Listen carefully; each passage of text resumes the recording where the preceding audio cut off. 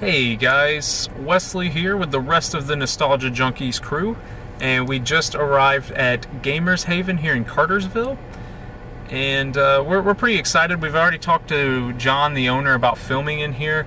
He has probably the best dollar bin we have ever seen, probably hands down.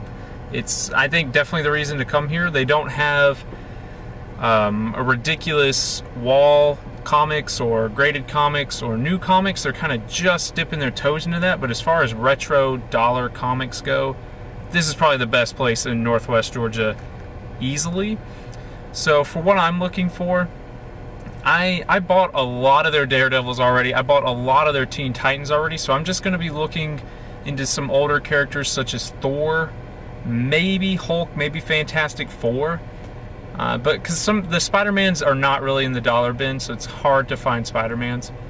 But I think that's going to do it for me. I'm not really into any other of the new comics. I bought a Teen Titans new comic here last time I was here, so he probably doesn't have any new comics I'm going to be looking for. But Justin, what are you looking for, man? Hey guys, so today I'm looking to buy the Amazing Spider-Man number 802. Because I ventured into 801 last time, because I usually don't buy newer comics, and I enjoyed it. The artwork was good, the story was good, and I really liked it. So that's the only one that I know for sure that I want to buy, and beyond that I have no expectations. I'm just going to see what catches my eye and see what kind of deals I can get for the things I'm interested in. Now, you said with 801 that was the writer's last run at it? Yes, to my understanding, the current writer for the series, he had just spent 10 years with the Amazing Spider-Man, and 801 was his swan song of an issue, and it had a really good story, and I really enjoyed it, so I recommend reading it. And I think it's a good time to get into the Amazing Spider-Man, because there'll be a new writer, and it'll be kind of a new era, and it'll be just a good time to get in on it. It'll definitely be a good time to check it out and see if you like it with a new team coming on board. And last is Jessica. Are you looking for anything today, Jessica? Not anything specific, just anything that I think might be interesting. That's the tough part with Gamers Haven and Jessica, is she's mostly into new comics, and this place is still growing in the new comics, so it's going to be hard for her to find something she wants to get. I've already bought the new comics that I wanted from here. Right, so if you guys and come in every week. Yeah, if you guys remember at the end of the first episode, she picked up Farmhand #1. So yeah, it'll be a little bit probably before she gets a new comic from here. But alright, I guess we'll see you guys on the other side.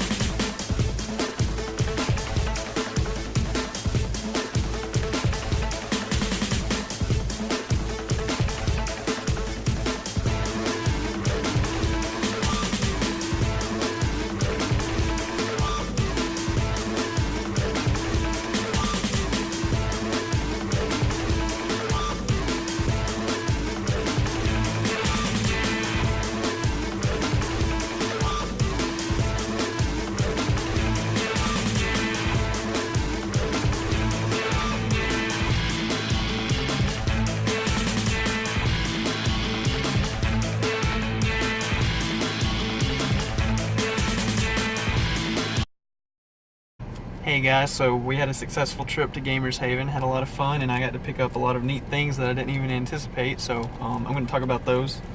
So first off, we have the king size annual of X-Men from 1981. This one just really excited me because it has the Fantastic Four featured in with the X-Men, and yeah, I ended up getting it for $1, and I think that's a great deal, and it's really exciting.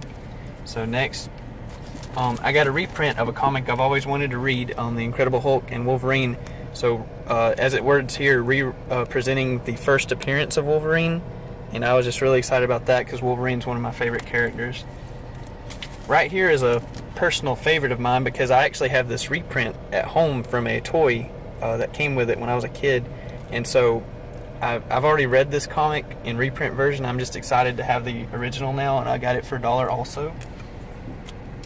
Next we have the Infinity Crusade, and this one's just really exciting because obviously Infinity in Marvel is kind of a buzzword right now with everything going on, and you see a lot of important characters on here. I don't know entirely what it's about, but I'm just excited to figure it out. And I got issue number 1, and I also got issue number 2, so I get to get a decent bit of the story that way, and I'm just excited about that, of course.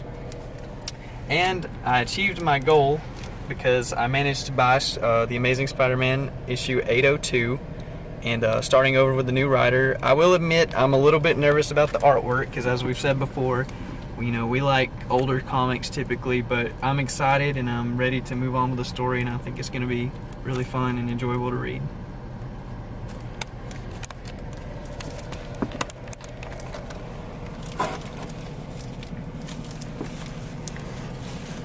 Alrighty guys, you will learn a common theme in this series is dollar bins make happy customers. And I said it before going into this, their dollar bin is insane. So I went ahead, Ghost Rider is my favorite character in the Marvel Universe, so I went ahead and picked up X-Men number 9, because it says Wolverine versus Ghost Rider. Kind of hard to pass that up. Next up, I went ahead and hit some Thors. Here is the Mighty Thor, number 294. Revealed at last, the awesome origin of Odin. 270. 264. I'm not exactly sure what's going on with these guys, but looks to be exciting. I have a couple of Hulks, but I couldn't really pass these up in a dollar bin. The Incredible Hulk 218. This is featuring Doc Samson and the Rhino, so kind of excited for that one. This one just has one of those interesting covers. Couldn't tell you too much about it, but looks interesting nonetheless. Hulk versus the Cobalt Man. Kind of exciting, I guess. Number 169, so we're dipping our toes down pretty low here.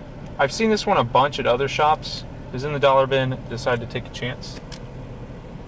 Now I am pretty excited about this one. If you know the Incredible Hulk, he ran for his initial 6 issues before reappearing in Tales to Astonish.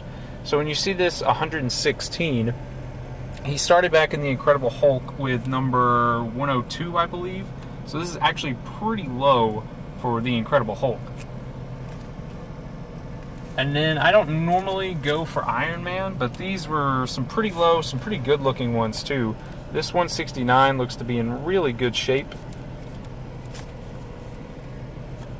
This 101, not in the best shape, but far from the worst shape, and we're getting down into pretty low numbers here. Next up, got to make sure they don't fall off the dashboard.